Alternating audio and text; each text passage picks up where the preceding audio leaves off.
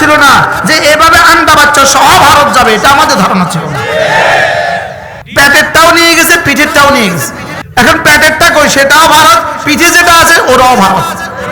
এবার সারা দুনিয়াতে ঘর বানাইছে, সারা দুনিয়াতে। আমেরিকা ঘর বানাইছে, হইতে পারে ক্যালিফোর্নিয়াও এদের 2-4টা 10,000 বাড়ি এদেরও পড়ে গেছে। এরা সারা দুনিয়া ঘর বানাইলো, লেকিন শেষ তক দিল্লি এদের আশ্রয়স্থল হইল কেন?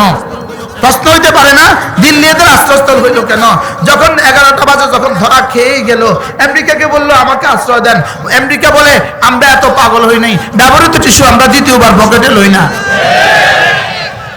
দিল্লির বাবারা, দিল্লির দাদারা তাদের আর 16 বছরের প্রেম ভুলতে পারে নাই। দিল্লির দাদারা তাদের আর 16 বছরের প্রেম আর ভালোবাসা কি করতে পারে নাই বলেন? বলতে পারে নাই। আর দিল্লির বাবাদের তো আরেকটা উদ্দেশ্য আছে, এদেরকে গৌমূত্র দিয়ে পবিত্র করতে হবে। এদের চেয়ে খবিস আর পৃথিবীতে কোনো জাতি নাই।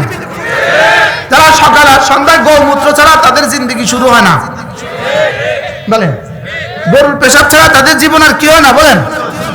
তাদের জীবন আর শুদ্ধ হয় না। এই জন্য শুদ্ধ করতে সব দিল্লিতে পাঠাই দিচ্ছে, টাকা দিয়েছে, সারা পৃথিবীতে বাড়ি বানাইলো। ওদের খবর ছিল, জানা ছিল, একত্র বিশ্বাস ছিল যে একদিন আমাদেরকে পালাতে হবে। এই জন্য এত বাড়ি এত দেশে বানালো কেন? বলা তো জানা, পালাবার সময় কোন দেশে ভিসা পাই।